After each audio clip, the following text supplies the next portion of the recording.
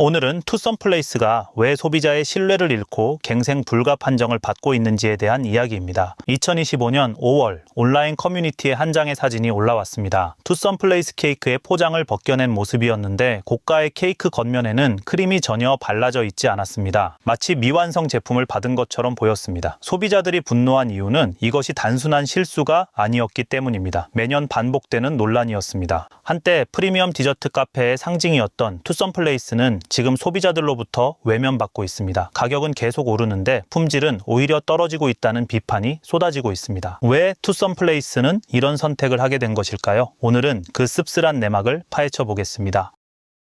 투썸플레이스의 논란은 어제 오늘의 일이 아닙니다. 25년 들어서만 여러 차례 소비자 불만이 터져 나왔는데 가장 큰 논란은 케이크 과대 포장 문제였습니다. 케이크 겉면을 두른 하얀색 띠지를 벗기면 크림이 전혀 발라져 있지 않은 빵이 나왔고 소비자들은 이를 사기라고 비난했습니다. 광고 이미지와 실제 제품의 차이가 너무 컸기 때문입니다. 대표 메뉴인 스트로베리 초콜릿 생크림 케이크도 논란의 중심에 있습니다. 일명 스초생으로 불리는 이 제품은 24년에만 260만 개가 팔렸지만 소비자들은 케이크 안쪽에 딸기가 거의 없고 가장자리에만 몇 개 배치되어 있다고 지적했습니다. 37,000원이라는 가격을 생각하면 부실하다는 것입니다. 실제로 케이크를 자르면 속은 비어있고 겉만 화려한 모습이 드러났습니다. 또 헤네시와 협업한 한정판 케이크가 또 다른 논란을 낳았습니다. 포장을 벗기니 허전하다는 불만이 폭주했고 투썸플레이스는 띠지가 크림 손상을 방지하기 위한 것이라고 해명했습니다. 하지만 소비자들은 납득하지 못했습니다. 실제로는 부실한 내용물을 감추려는 의도로 보였기 때문입니다. 소비자 기만이다, 안 사 먹고 만다는 원색적인 비난이 쏟아졌습니다. 문제는 이런 논란이 매년 반복된다는 점입니다.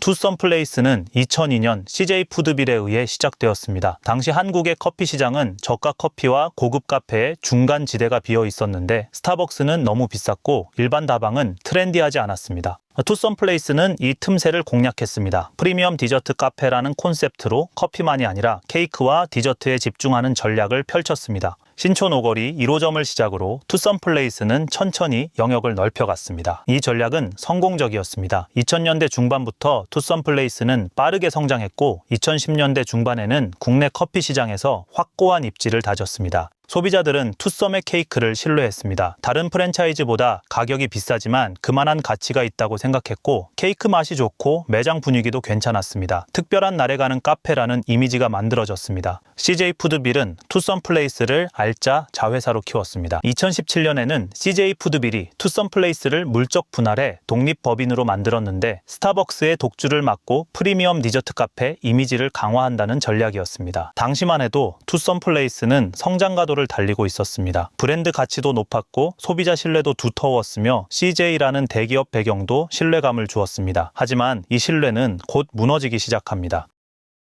2018년 투썸플레이스의 운명을 바꿀 사건이 일어났습니다. CJ 푸드빌이 투썸플레이스 지분 40%를 홍콩계 사모펀드 앵커 에퀴티 파트너스에 매각한 것입니다. 2019년에는 추가로 45%를 매각했고 매각 가격은 총 4,500억으로 알려졌습니다. CJ 푸드빌은 15%의 지분만 남기고 경영에서 손을 뗐는데 당시 영업 적자가 누적되면서 사업 구조 조정이 필요했고 투썸플레이스를 팔아서 현금을 확보하려는 의도였습니다. 앵커 에퀴티 는 투썸플레이스를 빠르게 성장시켰습니다. 매장 수를 늘리고 매출을 확대했으며 IT 인프라에 투자하고 판매 채널도 다양화했습니다. 그리고 2021년 불과 2년 만에 투썸플레이스를 다시 팔았습니다. 매수자는 미국계 사모펀드 칼라일 그룹이었고 매각 가격은 약 1조 원이었습니다. 앵커 에퀴티는 2년 만에 투자금의 2배 이상을 회수한 것인데 이런 빠른 수익 실현은 사모펀드의 전형적인 엑시트 전략입니다. 칼라일 그룹은 글로벌 사모펀드 중에서도 대형 운용사입니다. 칼라일은 대규모 자금을 투입해 투썸플레이스 지분 100%를 인수했고 인수자금 일부는 칼라일 아시아 파트너스 5호 펀드를 통해 조달했습니다. 하지만 사모펀드의 목적은 명확합니다. 기업을 싸게 사서 가치를 높인 뒤 비싸게 파는 것인데 장기적인 브랜드 가치보다는 단기적인 재무 실적이 중요합니다. 5년 안에 투자금을 회수하고 수익을 실현해야 하기 때문에 가격을 올리고 비용을 줄이는 전략을 취합니다. 당장 내일의 재무제표가 예뻐 보이는 것이 1순위이고 브랜드의 장기적 철학이나 소비자 신뢰는 부차적인 문제가 됩니다.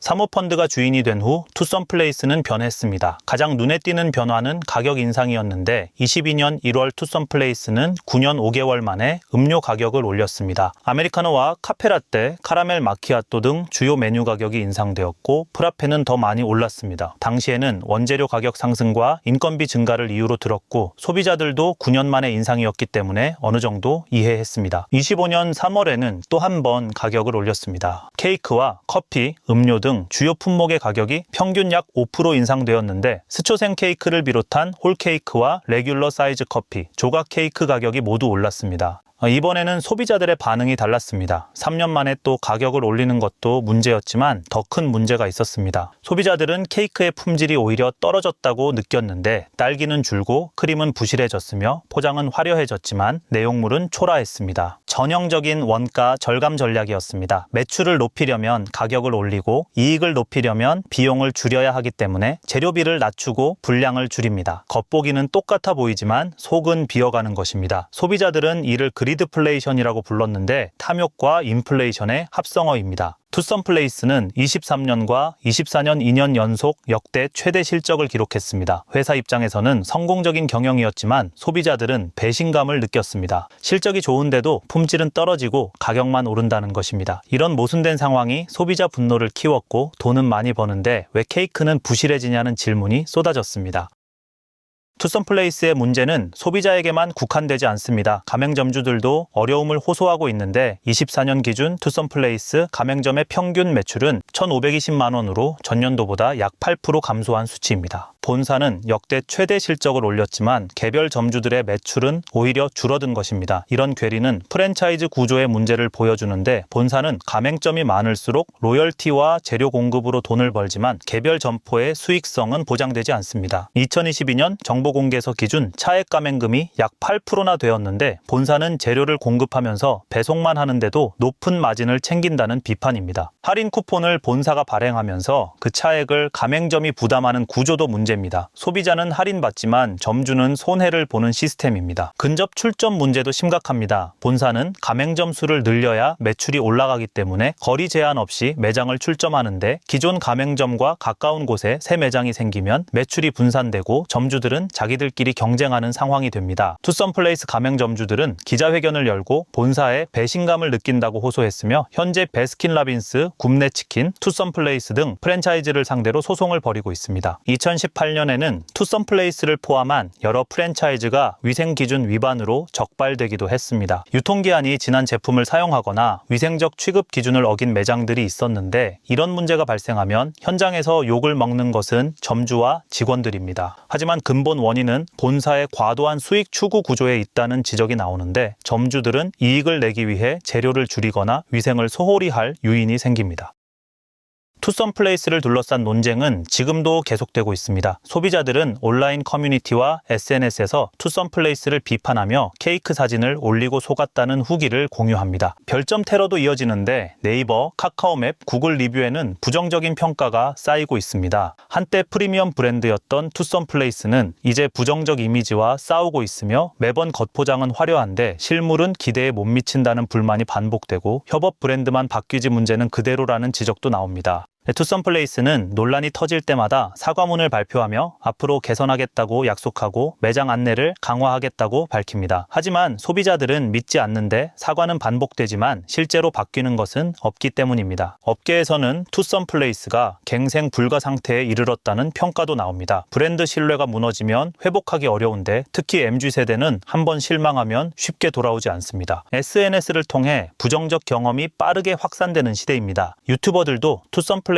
케이크 리뷰를 올리며 문제를 지적하는데 이런 영상들은 수십만 조회수를 기록하며 브랜드 이미지를 추락시키고 댓글에는 소비자 기만이다, 안 사 먹고 만다는 원색적인 댓글이 달립니다. 경쟁사들은 이 틈을 노리고 있습니다. 개인 카페들은 투썸플레이스보다 저렴하면서도 품질 좋은 디저트를 제공하고 수제 케이크 전문점들도 늘어나고 있습니다. 대형 체인 중에서도 메가커피나 컴포즈 커피 같은 저가 브랜드가 빠르게 성장하고 있는데 가성비를 중시하는 소비자들이 늘어나는 추세입니다. 투썸플레이스의 프리미엄 전략은 이제 설득력을 잃어가고 있는데 가격은 프리미엄인데 품질은 그렇지 않다는 인식이 퍼지고 있기 때문입니다. 공정거래위원회도 투썸플레이스를 포함한 여러 프랜차이즈의 갑질 행위를 조사 중입니다. 투썸플레이스의 미래는 불투명합니다. 단기적으로는 높은 매출과 이익을 유지할 수 있을지 모르는데 기존 매장에서 발생하는 현금 흐름이 있고 로열티 수입도 안정적입니다. 하지만 장기적으로는 브랜드 가치 하락이 불가피해 보입니다. 소비자 신뢰는 쌓는데 오랜 시간이 걸리지만 무너지는 것은 순식간이며 한 번 떠난 고객을 다시 불러들이는 것은 매우 어렵습니다. 특히 대체재가 많은 커피 시장에서는 더욱 그렇습니다. 칼라일은 조만간 투썸플레이스를 재매각할 가능성이 높습니다.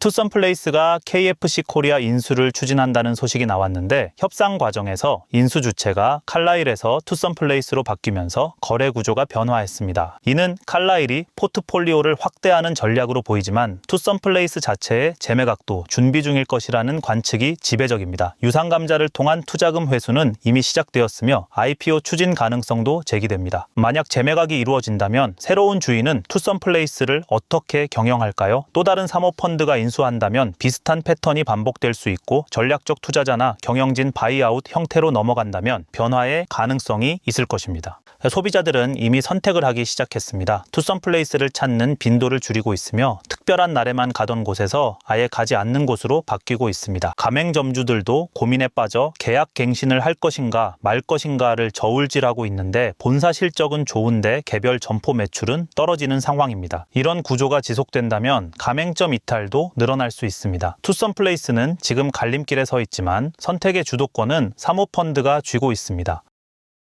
투썸플레이스는 지금 황금알을 낳는 거위에 배를 가르고 있습니다. 단기적 이익을 위해 장기적 가치를 희생하고 있는데 사모펀드의 목적은 투자금 회수이며 브랜드의 미래는 그들의 관심사가 아닙니다. 한때 프리미엄의 상징이었던 투썸플레이스는 이제 실망의 대명사가 되어가고 있습니다. 변하지 않는 사과와 반복되는 논란은 소비자들을 지치게 만들었는데 갱생은 의지의 문제입니다. 하지만 투썸플레이스에게는 그 의지가 보이지 않습니다. 결국 시장이 답을 내릴 것입니다. 소비자들의 선택이 투썸플레이스의 미래를 결정할 것이며 투자자는 떠나도 브랜드는 남습니다. 그 브랜드를 지키는 것이 얼마나 중요한지를 투썸플레이스는 뒤늦게 깨닫게 될 것입니다. 구독과 좋아요는 더 깊은 분석을 하는데 도움이 됩니다. 오늘은 여기까지입니다.